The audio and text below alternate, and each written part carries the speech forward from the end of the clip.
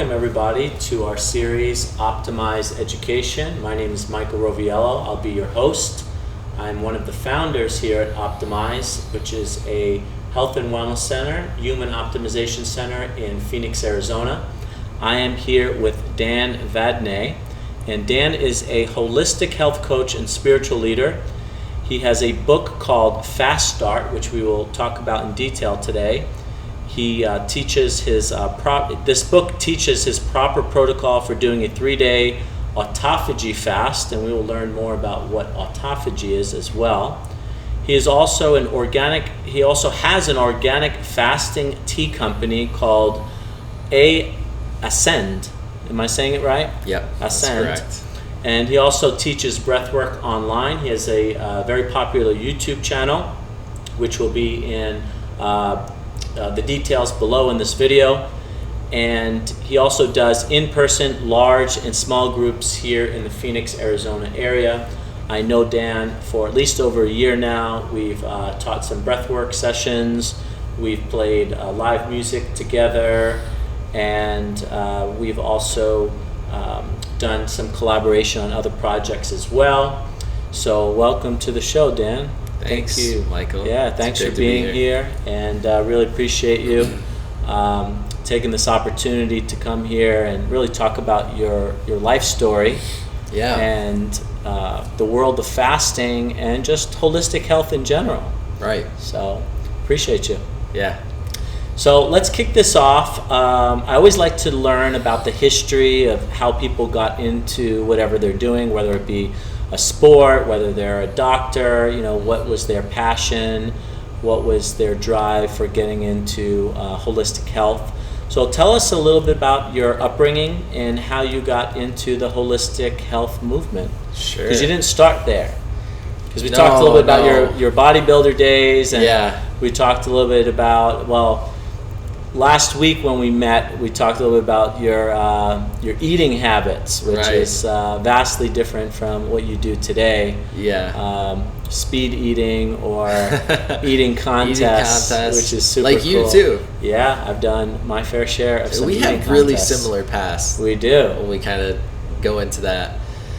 But yeah, I guess if I was to kind of break down, where I started, I was definitely on the other end of the spectrum for sure. Growing up in upstate New York.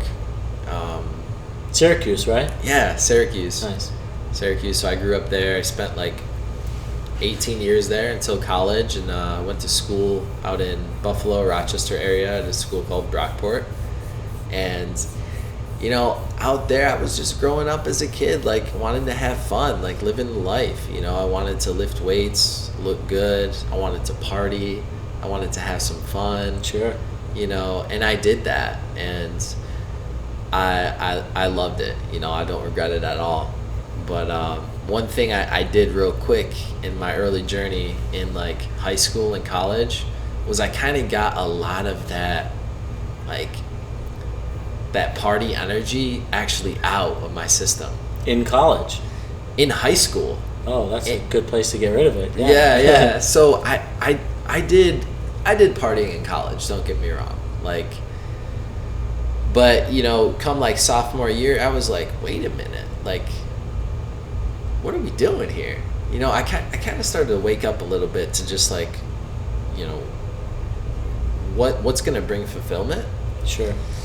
So, I was still kind of feeding off of this energy of going to the gym, looking good, because why was I doing that? Because let's first kind of backtrack a little bit more. As a kid, I was always like not in shape, right? I was kind of like this shy, like redhead kid. No athlete background, sports, nothing like that? No athlete background, didn't wasn't the star of any team, kind of didn't have my voice. I never had like my only thing was like art. I was an artist. Oh, cool. Yeah, and I love art so much. But I was a little bit overweight, right? So it was always kind of tough in high school and college. So luckily, my cousin, who his name's Tom, he actually lives out here in Arizona in Phoenix. Cool. He dragged me into the gym we grew up together in New York. So he got me going in the gym, and it was. And this is high school?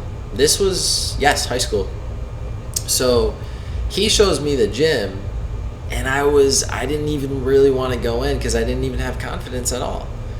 But like 2 weeks of really sticking with it, and I was like, whoa, I'm losing weight. I'm looking better. And it was like the first time in my life I got this state of, through your action, you can change the outcome. I had no way of believing that because I had no way of knowing that before. Sure. And it really opened up so much for me. So fast forward to where we were, right? Kind of like college. I was kind of feeding off of this energy of like, I have this thing of being able to work out to empower myself. So it doesn't really go with partying. It doesn't really go with that life of just, always having fun. And it's kind of like at the detriment of health. Yes. That's what we see with people in the world, right? So I'm feeling good. I'm looking good. I'm liking, working out my body. So that always kind of fueled me. So I definitely identified with that, and I still have that as an identity. And it started to probably teach you discipline at a young age, because if you're not in sports, right? Because a lot of times people learn some basic discipline in, group sports because, coach tells you have to wake up early and you have to, go to the gym and work out. So you got some training regimen. But if you're not doing any of that, it's kind of hard to establish, that discipline or even mentorship, which I think is really important as a young man growing up. Did you have any mentors in high school? Did anybody stand out in your early days of, just being that rock for you and giving you good advice and helping you to get on the right path? Well, it was funny enough because I mentioned my cousin Tom, who went to high school with me, and he kind of was that person for me. The other person that comes to mind was my art teacher, because he was also the football coach. Oh, interesting. That was that's rare. Super rare, right? You got this art teacher who's, making you drop and give him 20 if you're late for class. So I did that a couple times, and I was like, whoa, this is kind of a different dynamic here, because I was good at art. And I got this guy who's kind of pushing me in my masculine. It's like, okay. So it was kind of cool to get good reinforcement from him on the work I was doing. Sure. So I got that mentorship from him. What kind of what kind of art were you interested in doing? Was it just drawing? Was it painting? Because art is just kind of a wide web. Yeah. So it was actually my ability to express myself fully. So I was doing crazy art. I was canvases probably about half the size of that up there, and I would paint on it. I would get big brushes, and I would just paint like this, and I would splatter. I would be hold on a second, stand back, guys. And I would really just create a world of my own. Nice. It was kind of my mind, fully being expressed. Some people journal and sing in school, and I didn't have any of that going. So I was making art, painting. Would you consider yourself in your early days, or maybe even today, a bit of an introvert as well, or were you relatively social and popular? Totally introverted. Still to this day. Still. Yeah, definitely. Definitely. And I can be extroverted in the things I'm an expert in, or that, I can teach, teaching a breathwork class. I love doing that because that's what I do. Sure. But anything else outside of that, I'm definitely naturally more an introvert, but, just even as I word it, it's kind of nice because I get to I have that opportunity to push myself. Outside your comfort zone. Yes. Yeah, which is not easy. It's not easy. To put yourself in front of people, to public speak, to be social. I've always actually been an extrovert. Okay. Yeah, and in my older years, I've actually started to dial it back, where I really enjoy my time alone now. Oh, wow. And like to be alone, and don't like large crowds as much as I used to. And I mean, I can turn on the extrovert. pretty easy, but I really enjoy my time alone, and that's a kind of a way I recharge. I recharge my battery, because when you're just around people all the time, I feel like you give a lot of energy and you can feel really drained. Yeah, So, I can see why, because you've been doing a lot of work that's extroverted work. yeah, just being out in front of people, teaching, talking. My time in the military was, it's very, very social. Yeah, it's a big part of my upbringing. So you went to school in Buffalo, New York? Yeah, that area. college? Yeah, Rochester. Rochester. And what were you going to school for? What was your passion, or what were you thinking about doing at that time? So I it's funny. I wanted to go to school for psychology for the funniest reason ever. Because I thought it was easy. Yeah, it's a common undergraduate choice, I think, throughout the country, right? Yeah, I thought being a psychologist was easy. And it's not the case, and my respect for everybody in that field. But I did graduate with psychology, and so after I finished school, I got psychology, and also I should mention philosophy. So I dual majored in philosophy and psychology. So philosophy and psychology, double major. Yeah, because I was like, well, psychology I could actually do something with. Yeah, actually. Philosophy, It's a tough one. Totally, but I really love taking the classes. So it was like, it wasn't work. You show up and you have a great discussion. And I write always, papers, Yeah, research, yeah. Pavlov, all that kind of stuff. I'm sure you had to study, right? Right. And that stuff's so interesting to me. So you're interested in the mind, Totally. like at a young age. Yeah, always been interested in the mind. So I graduate. I got psychology, philosophy. What am I gonna do? Working out. So started to become a trainer. Got certified as a personal trainer. Upstate New York? Yeah, upstate New York. Okay. And I moved right out here when I was done with school. Moved right out to Arizona. What brought you to the desert? Like, because when you're living in New York, I grew up in New York as well, in the city down in Queens, and honestly, growing up, I knew nothing about Arizona. I mean, I knew it existed, I knew it was hot, I knew it was desert, and the picture I always had in my mind was like this desolate desert kind of place. Like, why would you want to go there? I didn't know too much about the area of Phoenix or Scottsdale, Tempe. I knew a little bit about ASU. ASU had this like reputation for being like a party school, so I remember in my older years it was like, oh, that would be fun to go there, but it just, that even seemed too big for me. Like, to go away to college was like this big deal, which it's funny that it's really not, but the state of mind that I had at that time, it was a big deal. So what drew you to Arizona and to the desert? Yeah, so I keep mentioning him. Tom, who I grew up with, who came out here, he was a year older than me as I was going through school and everything. So he ended up moving out here with a friend of his. And the whole time I'm like finishing up my last year of school, like, he's like, Dan, you got to move out here when you graduate. Like, I got a place for you to live. Nice. Like, it's awesome out here. And I'm in upstate New York. Like, what am I going to stay doing up there? Yeah, it's a little boring up there. I left. Yeah, I came out here, and it was like the best decision ever, because I don't know who I would really be if I was still in upstate New York. I really don't. Opportunities that are up there. Yeah, I'd be closer to my family. Sure. But I don't know who I would be. So coming out here has like been a really great opportunity to discover who I am and getting back to the mind. Like, really understand who I am through my mind and through these experiences that we've been able to have. It's just awesome. Well, you definitely got over the hump of being an introvert, because since I've known you, you've been really putting yourself out there online, doing both YouTube videos and Instagram and Facebook, and educating people. And that's a big step for an introvert, because the camera can be pretty scary, having to present yourself and teach and be in front of people and see people's comments, right? But here's what I realized, though. It's like, we're hanging out in Optimyze right now. We know lots of people are going to watch, but what I realized about the camera as actually an introvert, I realized that it's all made up. people are going to see it anyways. But when I'm recording it, I get to enter my zone of genius, and I get to not feel the judgment right there. The eyes can come later. It's just me and the camera and what we're doing here now.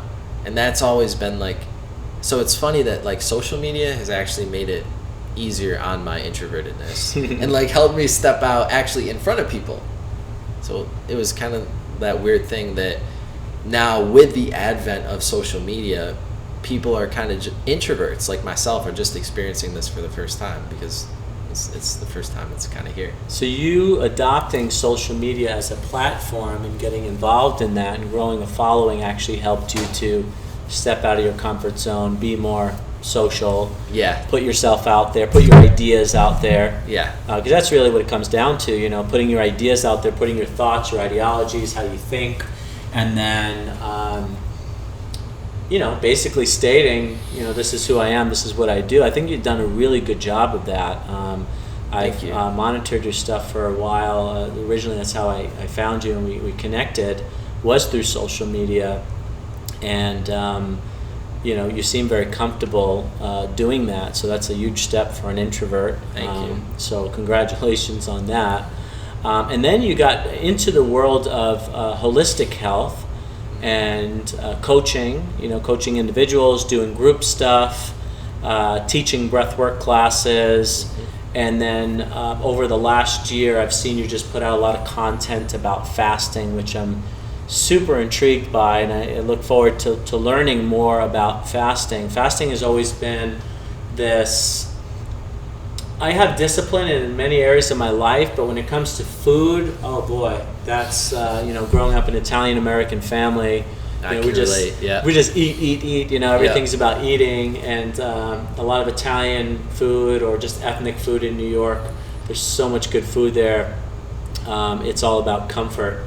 You know, if you're feeling sad, you eat. If you're having a celebration, you eat. You know, if you're bored, you eat. Everything's about eating. It is. So that's been programmed into me at a young age, and this idea, actually, just a little quick story, you know, just when I bring up the idea of fasting to my mom, she just thinks it's completely ridiculous, you know, because... Not safe. No, Crazy. Yeah, like why would you not eat? That's bad for you.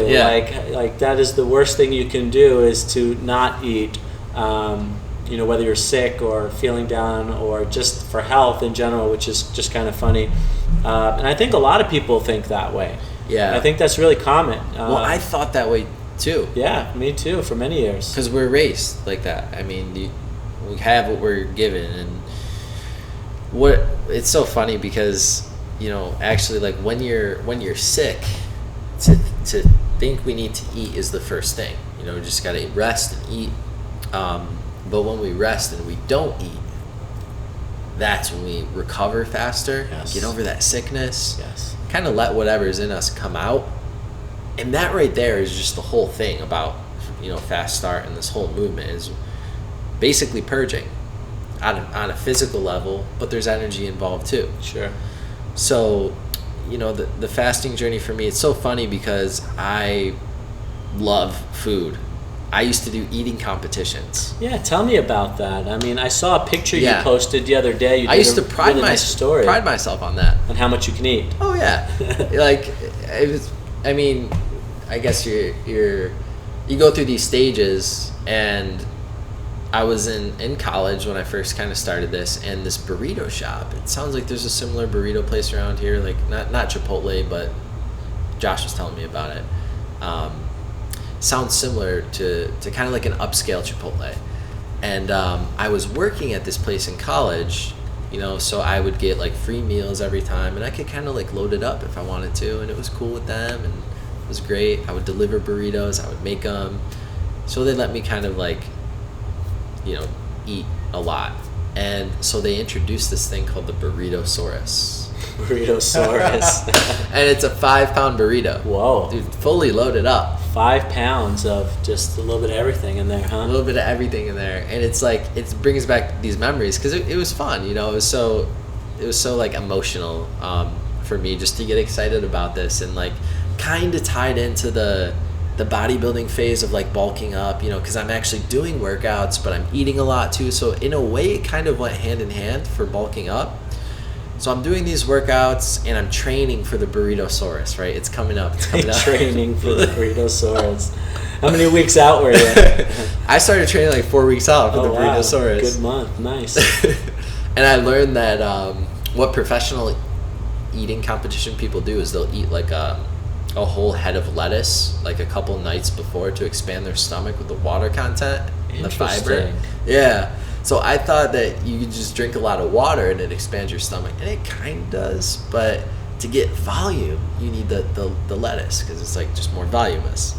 So I was doing that and it worked. So I took down this Burritosaurus in like 12 minutes and 57 seconds. You killed a 5-pound burrito in 12 minutes and 57 seconds. I absolutely Was it beef? did. Chicken? It was chicken. Okay. Chicken, rice, beans, salsa, hot sauce.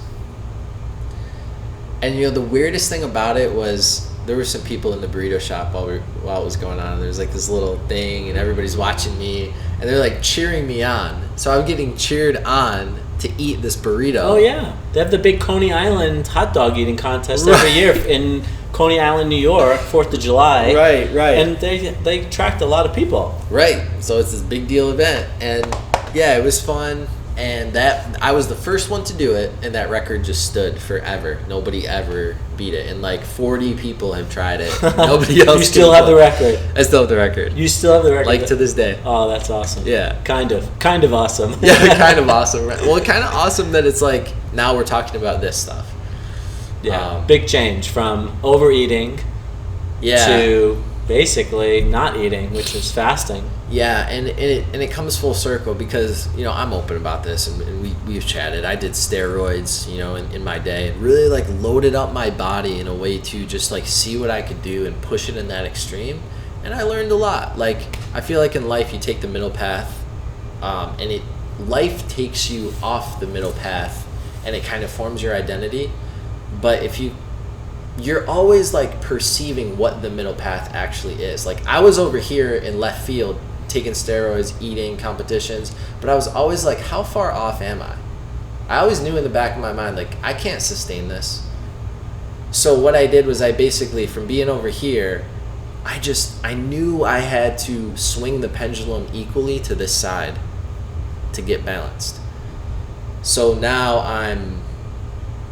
I feel like I'm more balanced, right? I don't fast all the time, but I've done enough fasting that I can create a book and teach people to bring them back to equilibrium and balance. So it's like my whole journey of being way over here and way over here, but all the while knowing in the back of my mind, like, none of this is sustainable. Why is it that we just go way off in like La La Land and like it's all part of the journey? But now, like, bringing it back to what we can sustain and harmonize with, optimize, live as close to nature as possible. That's kind of what Fast Start is really all about. And so, you know, it's a big part of the culture too, just bodybuilding in general, and you know, the effect that it's had on males and females. Bulking up, eating as much as you can, protein, calories, protein shakes, bulking, and then, you know, trying to mimic what the bodybuilders were doing, which was like, you know, cutting down and then getting ripped and getting into I mean, it's really common. And I know in New York City and Long Island, New York, bodybuilding was a big part of the culture, and I'm sure it was very similar upstate New York as well. Yep. So I don't know what it is about New York, but I know in California it's big, and pretty much all across the U.S. You don't see that in other countries, though. No, you don't. Yeah, it's not a big part of the culture in other countries. I know when I was in the Navy, we would travel, and we would pull into different ports, and a lot of the guys who were like part of the workout crew would try to get supplements, and we would have to search, you know, high and low, every city that we went to just to find like a store that sold protein powders and supplements. Because you had to have it. Yeah, because we were trying to consume as much as that as possible to bring it back on the ship because we were going to be out to sea for a few months at a time. Oh yeah. You know, and we didn't have access to stuff, and we were, you know, pumping iron and stuff on the ship. And you just didn't see it in other countries as much. It's something about American culture. Well, I think Arnold Schwarzenegger really catalyzed it. Yeah. There was like a couple guys doing it before, but him and Hollywood, and it was this whole thing about like, not sure so much with him, but like he kind of launched the whole thing about like sex sells in a way, because you got bodybuilding, but then you got the women trying to get their bodies good to match, and they're trying to look petite, men are trying to be big, and it's this whole like almost like physicalized the masculine look and the feminine, kind of all wrapped up there. But now like the Adonis complex. Yeah, the Adonis complex. Like you think you're too small, you know. So I'm really glad we're having this conversation, because I don't talk about this enough, and it's a huge part of why I do what I do today. Great. Yeah. And the fasting, so let's get into fasting. Let's talk about it, because I want to talk about your book, and I want to talk about some of the science behind fasting, which is extremely fascinating, and more science is coming out. There's more people talking about it. I wouldn't say it's mainstream, but in the podcast culture, you hear a lot about it if you're in the health and wellness space. But fasting is old. It's not new. I mean, it's ancient. Religions have been fasting for many years. It's part of pretty much every religion and meditative practice. So tell us a little bit about autophagy. So fasting and autophagy go hand in hand. And I found this, and I'll just kind of read it verbatim. Autophagy is the body's way of cleaning out damaged cells in order to regenerate newer, healthier cells, according to Priya Khurana, which has a PhD in nutrition education from Columbia University. And auto means self, and phagy means eat. So literally, the meaning of autophagy is self-eating. Self-eating. Yeah. So that's it. Let's talk a little bit about fasting and autophagy and how it works, and how it can be a benefit to our overall health. So how self-eating can be beneficial to your overall health is, it's actually beneficial in the best way possible, because I like to describe autophagy as, on a very micro level, it's something that we can understand that happens on a macro level in our digestive tract. So as we just cleanse out internally, we can understand that there's blockages, that goes on, and it takes us, brief bits of fasting or cleansing to like remove those things. What is actually happening on a cellular level is the self-eating that occurs is there's like blockages in the cell. And each, like, we got the mitochondria that we were talking about earlier, and little organelles and proteins that make up the cell. And not every cell in the whole body, out of the trillions that are in our body, are made perfectly. In fact, a lot of them aren't, especially with lifestyle practices that we're partaking in these days. Sure. So basically, the self-eating is at a cell level where there's like damage and folded proteins, like everything isn't shaped properly. So the body's innate intelligence, when we've like stopped all food, it goes into this mode of ketosis first, and then past ketosis, and it goes into autophagy, where the body actually uses the misshaped, damaged proteins that it's never gonna like be able to work with properly, and it digests them and makes them back into usable, perfectly shaped proteins, and remakes the cell properly. It's like a cleansing process. Yes, exactly. And you said that ketosis comes first, which, keto diets and ketosis is more and more common today. You hear a lot of people talking about it in the nutrition and diet space, people eating to get into this ketosis. Yep. And ketones, which is using body fat as fuel instead of glucose. Yes. So the ketosis comes in first. And at what point do people start reaching that state of autophagy? Yes. So autophagy is always happening in the body, and nobody else is talking about this, but it's always happening, but just at very small levels that aren't good enough. Got it.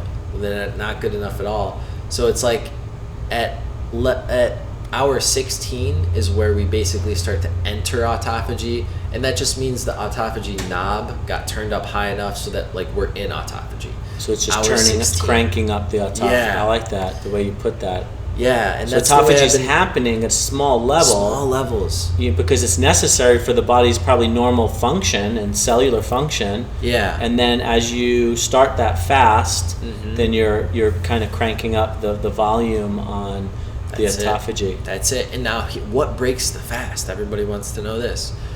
Well, what breaks the fast for autophagy is different, because you can have basically about 5 to 10 calories and still stay in that 16-hour autophagy fasted zone. It's not going to like kick you out. So you're okay with like 5 or 10 calories. Ah, I didn't know that. Yeah, and especially if it's the right thing, like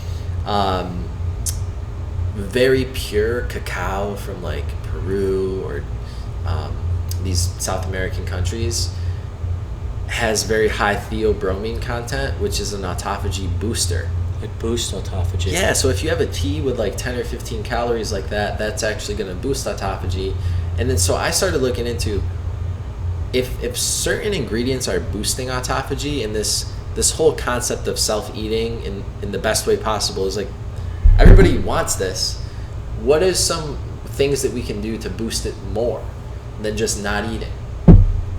And so what I discovered is, got my herbal autophagy blend here. And what this is it's 15 ingredients like the theobromine, which are all independently shown. So just by themselves, they boost this process of autophagy.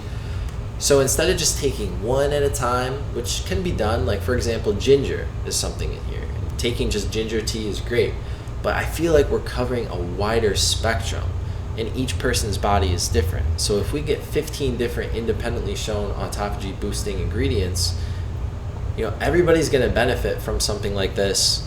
And it's also going to decrease the appetite. So because you have like some sort of substance, very Yes. light, but even the mental part of the consuming probably helps right. as well. Because most people are probably, the biggest challenge I would say with fasting is just that mental aspect of kind of following your cravings, right? Because the cravings coming in and saying you're hungry, you need to eat, even though you don't need to eat, your body's just fine. Right. But following that craving. So I'm glad you said that, because that mental, I need to eat, I'm hungry, that craving, it's so important to know if you're going to do the protocol and start your first 3-day fast. It's so important to know that you want these cravings to come in. So my best advice... You want the cravings. You want the cravings, because what's happening is as soon as the cravings come in, that is... that's when the same amount of benefits are coming in, right? They're one and the same. So if you never actually got those cravings, basically the stress, the adaptive stress never came in, you wouldn't get the autophagy. If it was just smooth sailing, you're like, I never got hungry. That'd be like a freaking nature thing. So that craving equates to stress. Right, because for the first time ever, your body is entering into a state that it's never been in before. And remember, it's eating itself and using those amino acids that it breaks the cell down into, and it's remaking new proteins. So that process feels weird. You feel like kind of a little weird, kind of a little drunk at first. You're totally able to function. And in fact, once you get past the little bit of mental cloudiness, there's a crazy amount of mental clarity that comes in. Like you're just superhuman. You're like, where did my cravings go? Why can I think so straight? And so it's just kind of getting over that hump. That's usually around hour 36 to 48. So like going on to 2 days. So on the 3-day fast, the second day is the hardest part. If you can go to bed on night number 2, you made it through the fast, because you're going to wake up on that 3rd day and you're going to break the fast at the night of the 3rd day. So the finish line is in sight. But yeah, I can see how Yes. the second day being the hardest part for sure, mentally. Yep. And I mean, I don't know. Me personally, I have a hard time falling asleep hungry. You know, for many years, I had a really bad habit of being hungry, not being able to sleep, and waking up, you know, kind of marching my way to the kitchen and just stuffing myself with something. I mean, Right. something bad like pretzels, which is like Right. the worst thing to do while you're, you know, getting ready to go back to sleep, because your body then has to go into digestive mode, and that's going to take Right. away from your deep sleep and Yep. the repair that occurs with the deep sleep cycle. Right. But Which yeah, is I've really- always done that. It's a bad habit. I've been there too. I know exactly what that's like, and I actually still get it from time to time, because I'm not 3-day fasting all the time. I'm basically intermittent fasting. So that, I think, really speaks to this condensing of the main eating meals down into like an 8-hour window, or maybe even if we could get to like a 6-hour window. And we've heard the warrior diet is like a 4-hour eating window, where you eat like from 4 o'clock at night to 8 o'clock at night, and essentially that could be like 2 meals or 1 meal. But even something like the noon to 8 o'clock is great, because then the body's like, okay, we're going to turn on digestion, we're going to work with the food, night rolls around, this isn't a perfect world, right? We'll get used to this, and then we're just not hungry at night, and we go to bed and we can get that full Deep night sleep of cycle. Yeah. And I think part of the keys to that, especially for guys like us, is during the eating window, you actually can eat. You know, you don't have to hold back and do like little portions, because in the 3 meal a day diet that we all grew up on, Yeah, food pyramid.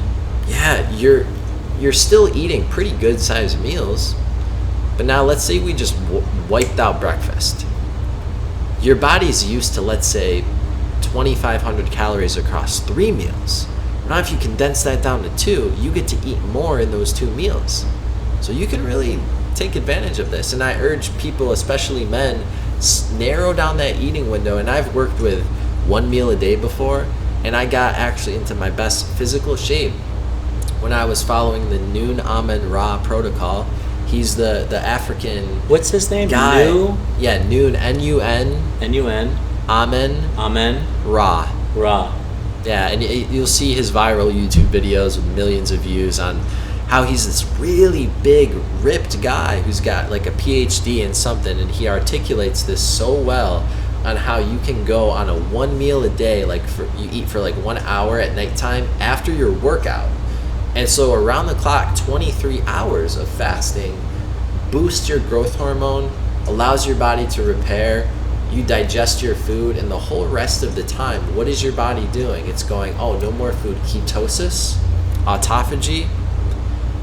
And he basically does like minimal cardio exercise, right? He's not slaving away every day on the cardio machine. And it's this outside the box thinking that allows us to tap into basically easier ways to get the body we want, but also I think the mental clarity too that comes from it.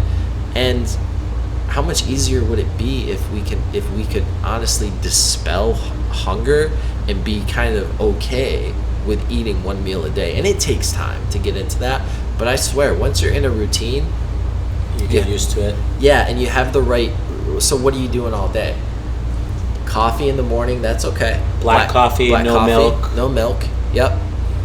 You could do a bulletproof coffee with ghee butter You could do that. and MCT oil, or does that throw off the technically autophagy? that'll throw off the autophagy, because those fat calories usually add up to like 40 or 50. Got it. But it's not the worst case of a fast break. It'll still keep you in ketosis, but the perfect idea here is you do black coffee. You keep it 0 calories all the way through in this 1 meal a day we're talking about, because that's worked really well for me.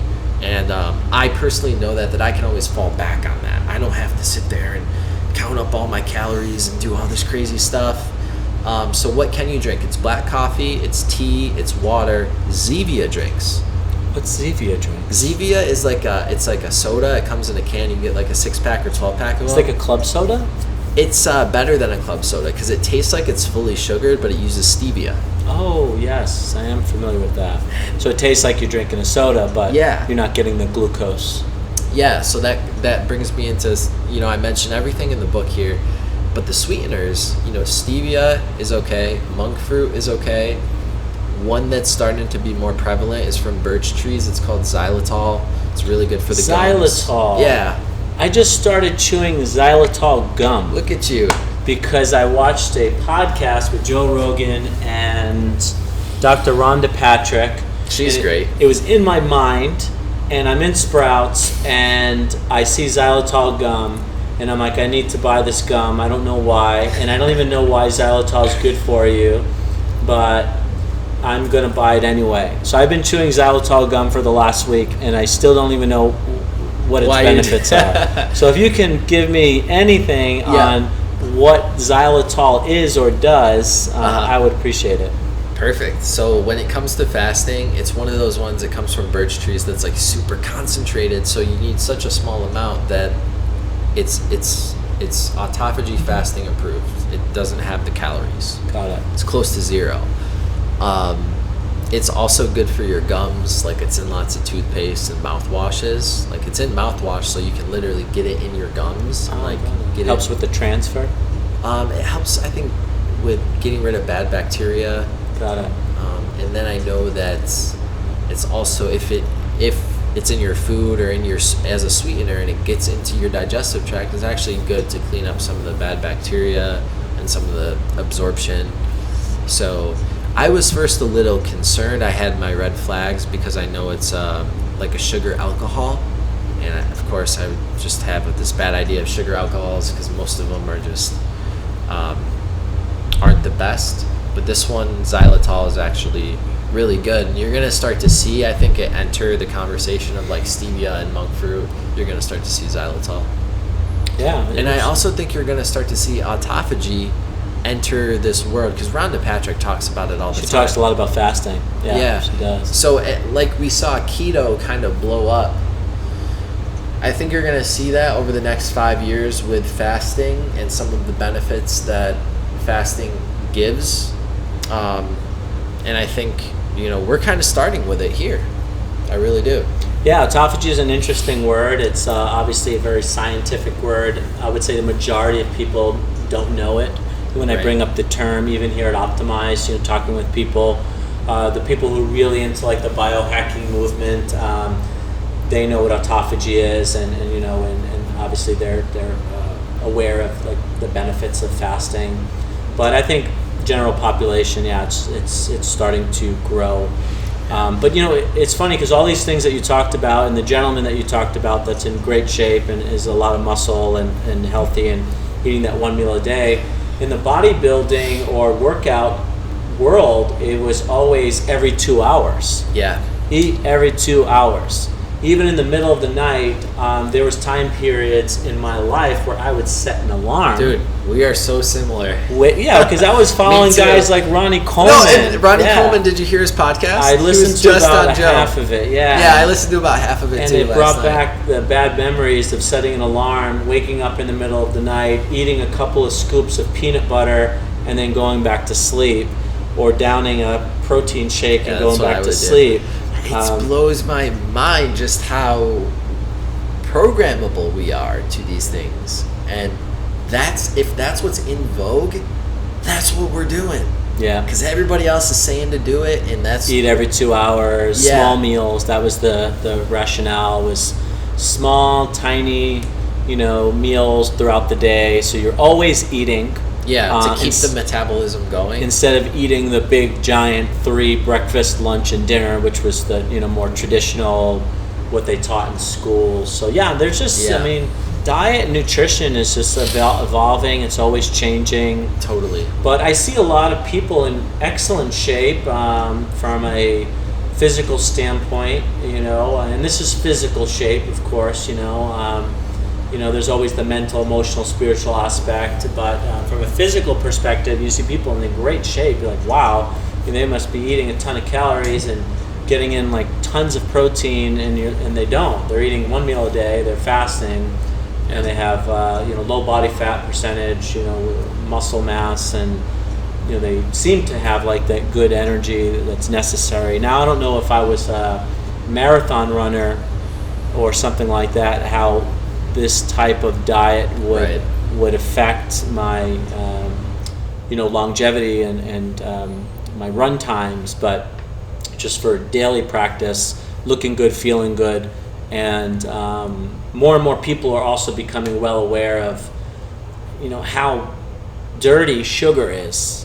Yeah. The sugar is what it spikes in the body is insulin. Yeah. Yes, and then that's how we get to insulin resistance, and we become so reliant on the glucose that it's getting people in a bad trap. And really quickly, the insulin is the most powerful fat storage hormone, but it's also the most powerful muscle building hormone. So it is a hormone.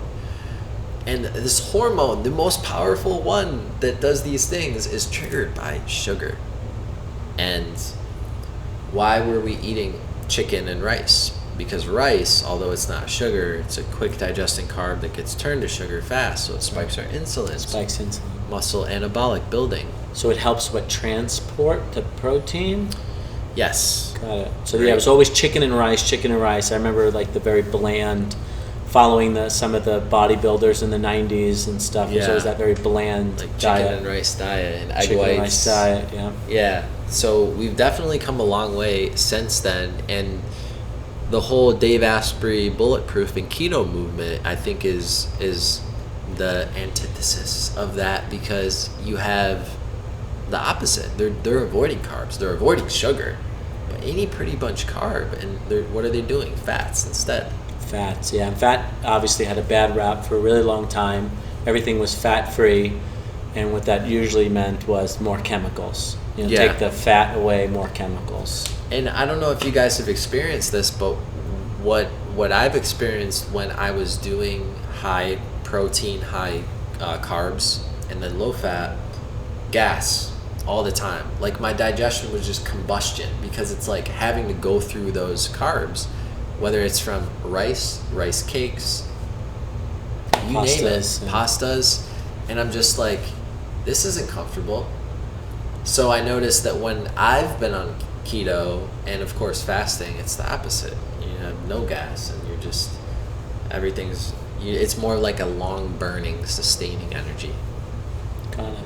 So tell us about your book. Obviously, you did a lot of self-research on yourself, and then you've worked with a lot of clients individually. I know you've done group fasts. I've seen you post about that, and then people would start posting their experiences and advice. You obviously did enough research to learn about all the autophagy boosting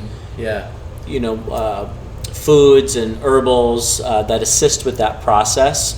Yep. So tell us a little bit about the book and how you came up with the idea for a 72-hour kind of, it's more like a manual.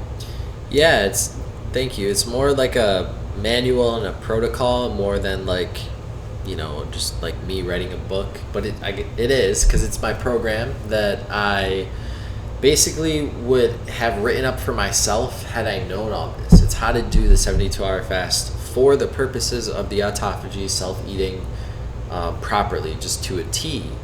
And I do mention the herbs in the book, because this is the perfect blend that I would have created for this type of thing. So they do go hand in hand. It's mentioned in the book. What I do is I first make sure we cleanse you out properly before we enter into the 3-day fast. So it's not just this whatever diet we're on into a fast. No, it's cleansing out first, kind of introducing a smaller eating window. Then we have the date that we're going to start it.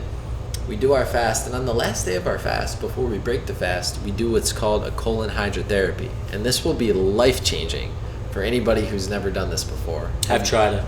So you know. I learned about colon hydrotherapy through Edgar Cayce, who was doing that actually in the late 1800s and early 1900s. And I was very much into Edgar Cayce's work. He's considered the father of holistic medicine.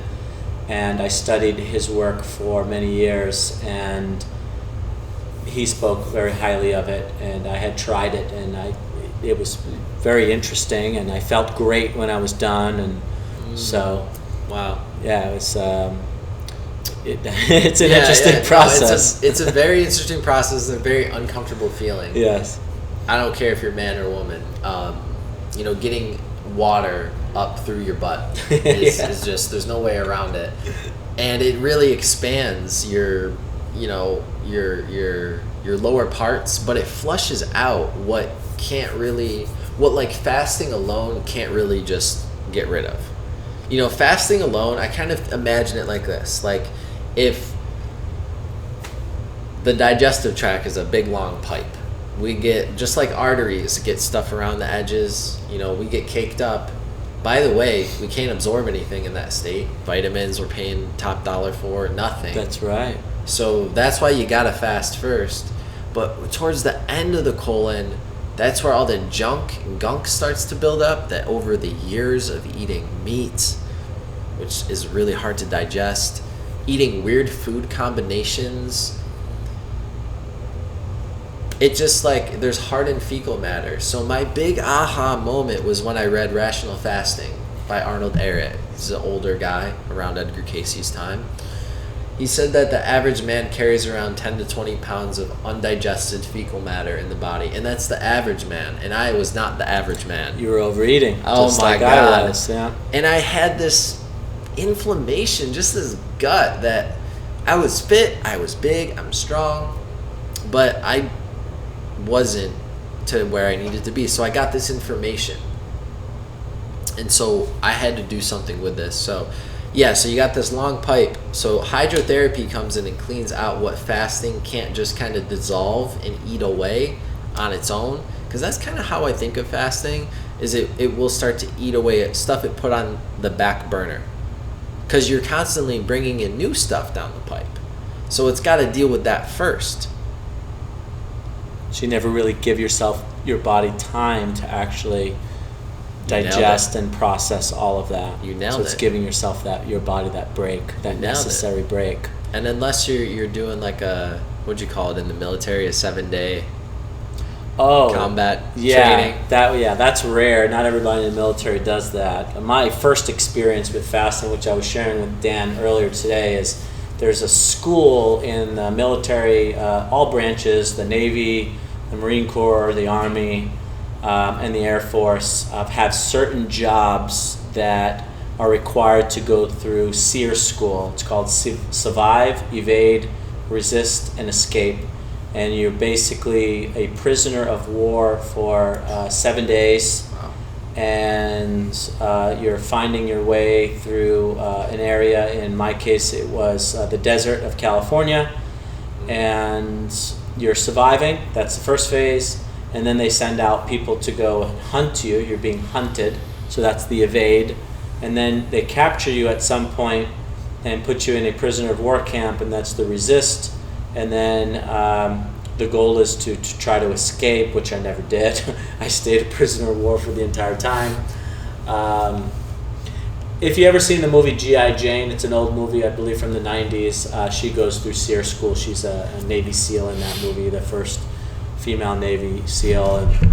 And they talk a little bit about SEER school, and it's been in quite a few others. But yeah, that was my first experience of like not eating for an extended period of time. And that one's harsh. It was miserable Yeah, because of all the added stress. Emotional stress, the physical stress, the mental stress. They're also allowed to hit you. So it's one of the few military training where they're allowed to like open-handedly hit you and waterboard you and different things like that. Wow. But I don't like to tell all the secrets about SEER school. If you want to know about SEER school, guess what? You got to go through it. You got to go through it. That's the oath. So we don't really talk too much about it, but there is information out there. I'm sure somebody did a YouTube video that's out there. But yeah, that was bad exposure to fasting. Wow. So you lost weight, I'm sure. Oh yeah, I lost 13 pounds in that 1 week. Just water. Just water, of course, because we had to stay hydrated. They didn't want us dead. Especially in the desert. In the desert, yeah, they didn't want us dead. So they gave us water. Actually, we had to find water. So we'd have coordinates every day where we knew that water would be in a certain location, and we'd use our land nav skills to hunt, down like a water canister, and we would find that water. but only certain people go through the program. So fighter pilots, SEALs, any special forces actually, whether it be Army, Navy, or the Marine Corps, special forces units.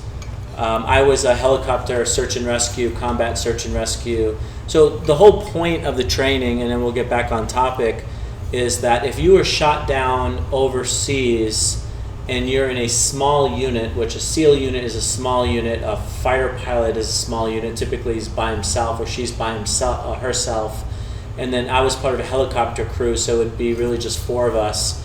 How would you survive, evade, resist, and escape? How do you prepare yourself for a situation like that?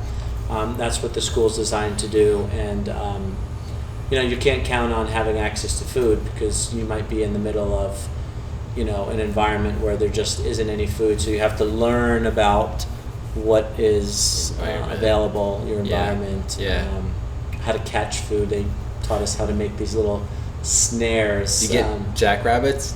Yeah, they teach us how to make these little snares for rabbits. And there were some certain leaves that they would point out where they could say, oh, you were able to eat this. So it was an interesting... That's got to be a crazy, awesome experience, though. It was the worst and best experience of my life. Because you're alone?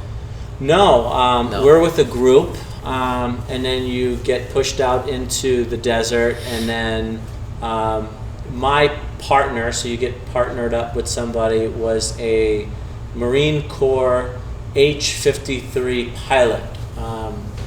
We just happened to be paired up, and he was a pilot and I was air crew, and we basically were on our own through the evade part of it, which was them hunting us with dogs, by the way. Wow. They hunt us with dogs and flares, and they speak different languages, so they make it very, very real. They're really good actors, and it was very interesting. But yeah, so that was my first experience with fasting. So yeah, I wasn't keen on the idea of not eating for a really long time. Wow. 13 pounds later, too. 13 pounds later. And then I learned, as I got into the wellness space, I learned a lot about the benefits of fasting, and learning, following some Rhonda Patrick stuff, following your stuff. Right. And now I'm extremely intrigued, and I'm ready to start my 3-day fast. Awesome. Here in the near future. And so tell us about how the book helps to prepare. Is this book, would you say, is it for beginners? Yeah. So yeah, exactly. So I wrote it for beginners, but if you've done some 3-day fasting, it's definitely going to be something where this is not entry level for you, and it'll hopefully optimize the way to do it.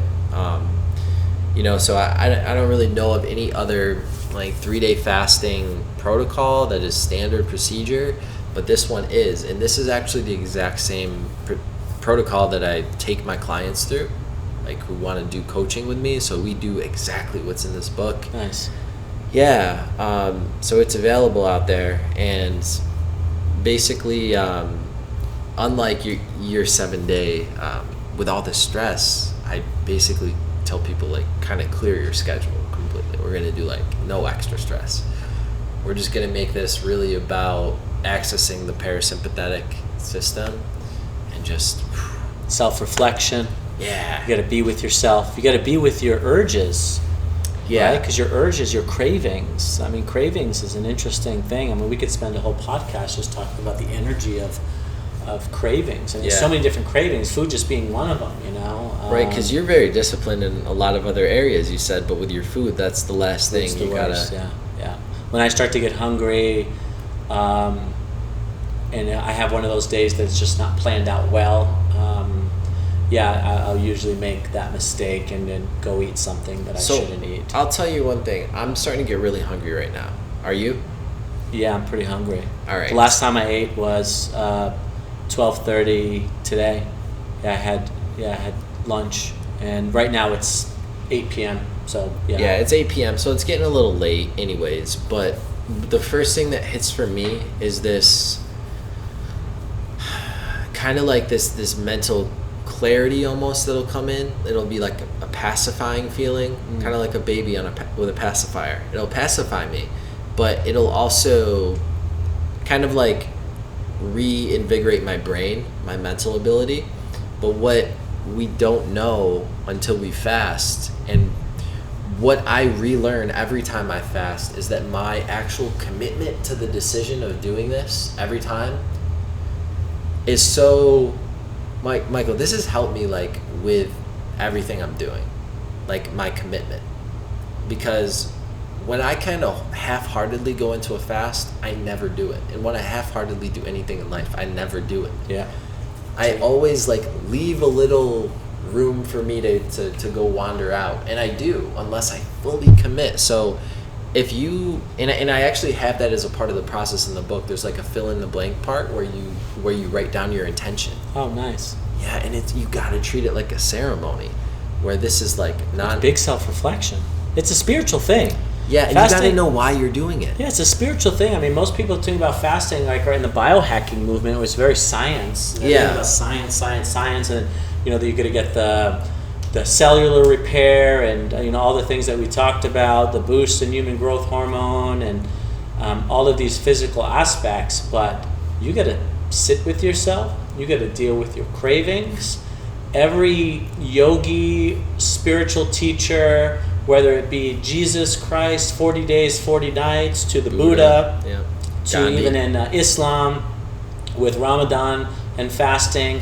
In Native American culture, they do a spirit quest, which is going out into nature, no food, no nothing, just be with yourself. In the Amazon jungle, where I've spent some time learning about plant diets, it's fasting. Every culture all over the world getting into these transcendental inner work, spiritual experiences is all about fasting. And it's interesting just to turn into the subject into shamanism a little bit, and then we'll get back to the science. Well, it's very relevant.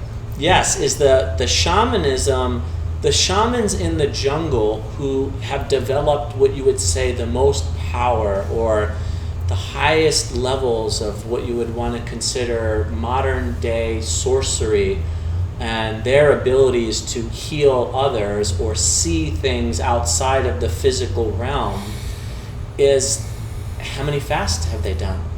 And it's all about their plant diets that they've done. And we're not talking about plant diets as in drinking ayahuasca, but as in they diet plants, which are super low in calories. The dieta. The dieta, exactly. It's called dieta. And, you know, you have some of these guys that, you know, have done like these... Rose and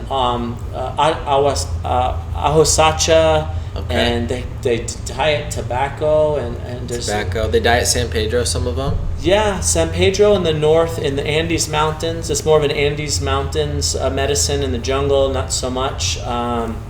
Bobansana. There's so many types of plant diets or dietas, but some of them go these extended periods of time. Yeah. Really long fast. And so that's how they build their power. And those are the extended dietas. Those are like you get rice and plantains, but it's plain. And the only other thing you're getting, no salt. No salt, no sugar. No salt, no sugar, and just the plant. Yeah, cleansing your body of all... Yeah, I mean, salt is one of those interesting things. I mean, they used to pay Roman soldiers in salt. I mean, that's how much humans love salt. I mean, yeah. And people usually crave one of the two. I know I did 23andMe, which is the DNA genetic oh, you did that? analysis. Yeah, I guess if that's the right way of calling it. And they basically asked me this question, or when the feedback came back, you crave salt over sugar, which is 100% true. I mean, you put... you know, salty crackers or pretzels or anything salty in nature, which I love soup. Anybody who knows me personally knows, like, I'm crazy about soup or broths or, you know, beef broths or anything like that. You can put a piece of cake in front of my face and I'm just not interested. Yeah, I'm not interested in like sweets. So yeah, they take away the pleasure, right? So sugar is a pleasure, salt is a pleasure. Yeah, okay. You get into that really bland food. But yeah, so back to the same topic was the spiritual experience of fasting is a big part of it that a lot of people don't talk about. Well, now that we're just getting into the good stuff, I mean, I know we got to end it soon, but the dieta allows the plant spirit to really emanate through you and work its magic. You could have rose But if you're eating a standard American diet with it, nothing happens. You know, I kind of actually think of it as a dieta with this. I was just thinking that, Michael, because you have all of these. Have you tried this? Never. Have you opened it up before? No. Smell it. You open it up. Be careful with it, but open it and smell it. So guys, these are powdered herbs. I mix them myself. I create the product from start to finish, package it and everything. It smells nice. Right? Very nice, It yeah. smells earthy. Was there Organic herbs? Irish sea moss, organic burdock root, organic nopal cactus. Nopal cactus, which is from this region. Yes. Right here in the Sonoran Desert. Organic bladderwrack, organic cascara sagrada bark. How do you say it? Damiana leaf. That's my favorite one. Chaparral leaf, which chaparral is also a local herb. Yep. Here in the Sonoran Desert. Wow, there's a lot of... Yeah, so you're doing a dieta. A dieta. It's a little mixed because you got 15 of them. A lot of different energies in there. Yeah, for sure. You do. So it'll sustain you. And this is something that you would take once a day? You would take it all throughout. No, you could drink I'm going that to shut the AC. Apologize, everybody. The AC keeps kicking on. It's pretty noisy. It'll probably affect the sound quality. So I'll be right back. Okay.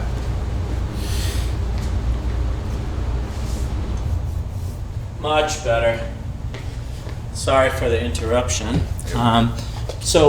So you start off your day with this? Like, you wake up, you have this? Imagine it's a fasting day. It's the first day of your fast, and you can only have black coffee, you can only have tea, and you can have water with no sweeteners.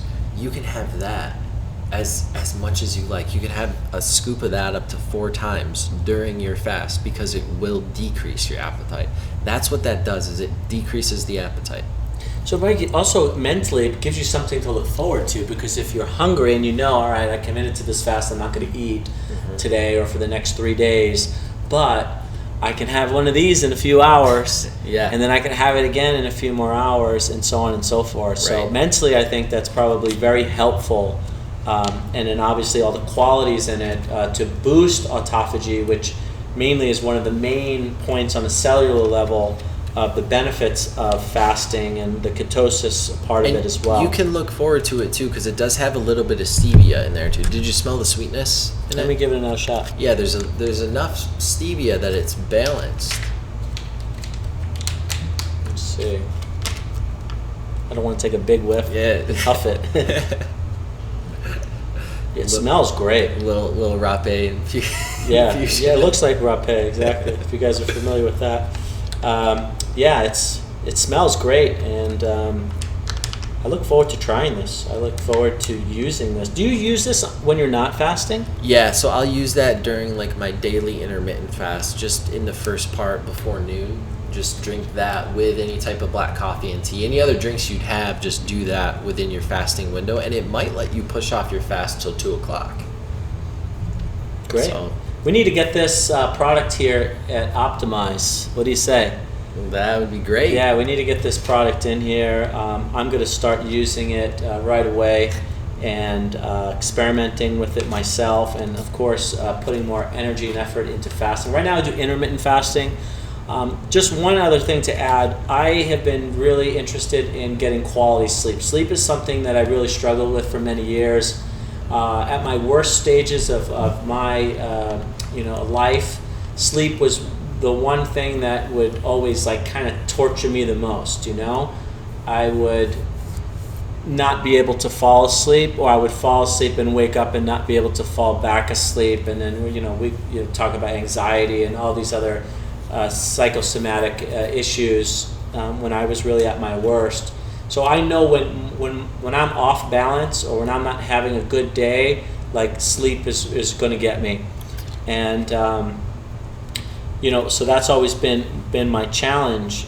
So I started to really investigate, like how to get my body prepared for a good sleep cycle, and I went out and I bought something called the Aura Ring. If you guys can see that, and the Aura Ring tracks deep sleep, REM sleep. It tracks heart rate variability. It tracks heart rate, respiratory rate, and in the morning you get all this data. and you can kind of get an idea of the quality of your sleep, because the quality is really what matters. And I'm always shooting for like 2 hours of deep sleep, 2 hours of REM sleep, with the REM sleep helping with memory, and the deep sleep helping with full body repair, and getting into those what they call delta wave states. These are brain wave states. And the more we just nerd out on life, we just want to like optimize our sleep. Yeah, and I didn't realize like sleep, it was always something that was like, I'll sleep when I'm dead. I use this kind of language, and in the military, a lot of sleep deprivation, both in training, just in the lifestyle as well. But yeah, so I'm very much interested in sleep, and with the intermittent fasting, I learned that if I don't eat 4 hours prior to going to bed, I give myself a 4-hour window. Yeah. My deep sleep shoots straight up. Like I could check from the Oura ring. Yeah, I check my data in the morning, and let's just say I had my last meal at 6 p.m. and I went to bed at 10 p.m. Boom, I see a big increase in deep sleep, and I get much closer to that 2-hour window. Now, if I eat before bed, which I did last night, I was really hungry. I was helping a friend out, and I wound up eating literally 45 minutes before I lay down to go to rest. Sure enough, I checked the data this morning. My deep sleep was less than 30 minutes, and my REM sleep was also less than 30 minutes, which shows up red as not optimal. So there's a lot of correlation too between quality sleep and fasting as well. So I do intermittent fasting now, but I would like to get into more of the 24-hour to 72-hour fasts, and then utilize these supplements for the ketosis and assisting with the boosting of the autophagy. Awesome, man. Well, thanks for having me on. You got me interested now in the Oura ring and sleep. Yeah, it's that's fascinating stuff, and it's great. It's great to be able to do fasting and have this as the main thing. But I'm always still trying to optimize too, and this is what I can contribute right now. What I'm speaking on and studying the most and teaching the most. But I'm always trying to optimize everything I can too. Yeah, and what's amazing about the human optimization and biohacking movement and just holistic health in general.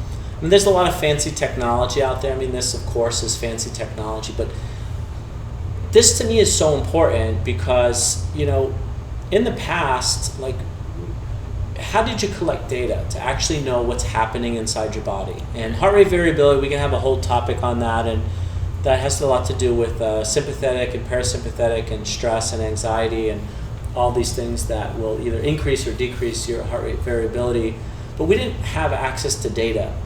So you had to go to a doctor for everything. You go to a doctor, and if you wanted to get a heart rate a scan, if you wanted to get a sleep analysis, if you wanted to do all of these things, it would be, one, very costly if you were paying out of pocket. Two, your insurance most likely is not going to cover that because if it's not recommended by the doctor to help evaluate or to diagnose something, it would be like unnecessary. So with all of this kind of data, I really help to kind of manage my own health, and I'm very much interested in managing my own health, doing my own research, and then getting feedback and input from, in my case, I only see naturopathic doctors because of their holistic approach towards health. And then I'm kind of seeking doctors' advice and using that advice in combination with my own research, and then making the best decisions for my own health, rather than having no understanding of my body and no understanding of my health, and then going to a doctor and like basically asking them to fix me. That's because you're empowered and you're taking responsibility of your holistic health. Yes, and that's been my biggest change and biggest awakening, was taking responsibility for my own health and my own decisions. The biggest thing is when you don't you aren't empowered to take responsibility. You have to completely outsource the hands of the vessel of your soul. Yes, you give it away to an authority. Exactly. Yeah, and I don't want to give my health away to an authority anymore. I have a whole history of that and my injuries from the military. But that's for another discussion and podcast. But I want to thank you, Dan, thank you coming on to our show. And Optimyze Ed is all about education. It's all about interviewing experts in their field so that they can share what they've done. And this book, what came to me when you were discussing this book is this is a collaboration of all of your experiences in the fasting space, mental, physical aspect, all of the research and learning that you've done. You're able to do that, consolidate that, put that into a very simple and easy kind of manual. You can see it's not like a very thick book where you're gonna have to spend weeks reading. You get all this information here, so it's very practical. And I'm very to the point in my personality and also in what I provide. But with that said, it needs to be enough information that it's not too little, but it's not too much. You don't need too much. I think if anything's overcomplicated, I think a true expert can make things simple. And how would people find this book? I know you mentioned earlier that you have this book available on Amazon. Yes, so it's available on Amazon, and right now, I don't keep enough personal copies in house to always be sending them out. So I have it on Amazon where you can always get the paperback version of it. But for right now, I'm doing a free giveaway of the book with anybody who orders the Autophagy blend. And how do they order Autophagy? Is that locally through you? Is that also on Amazon? This is on Asczend.com. Okay, so you can purchase Ascend.com. It'll get shipped out. Yep. Anywhere in the United States? Anywhere in the United States and Canada, anywhere in the world. Okay, cool. Yeah, I'll ship it anywhere. Excellent. So you can get the tea through your website, the book through Amazon, and also locally as well. Exactly. And for right now, if you do just get the tea, you'll get the book with it. Awesome. Well, great. Well, thank you, everybody. Thank you for tuning in. Thank you for listening and being part of the discussion as well. Please leave your comments below and let us know your thoughts or your experiences with fasting. We'd love to hear from you. I'm also going to include in this link all the information on how to connect with Dan so that you can follow him on Instagram and his journey, and follow him on Facebook as well. And he has a very popular YouTube channel. So all of that will be present in the link so that you can stay connected. And as for Dan, thank you so much for coming. Thanks you for sharing your knowledge. We appreciate you. Next week, we will have another episode of Optimyze Ed. I got a surprise for you guys. A good friend of mine, a U.S. Marine Corps buddy, who's going to talk about his experiences, and I'll announce that later on this week. But for now, that's all I got, man. Awesome. So, any last words? Last words would be to just take responsibility of your own personal health, and that will lead you to less is more. And I think if you go all the way, it will lead you to fasting, like it did for me. Great. Well, thank you, everybody. Have a great night, and we'll see you soon.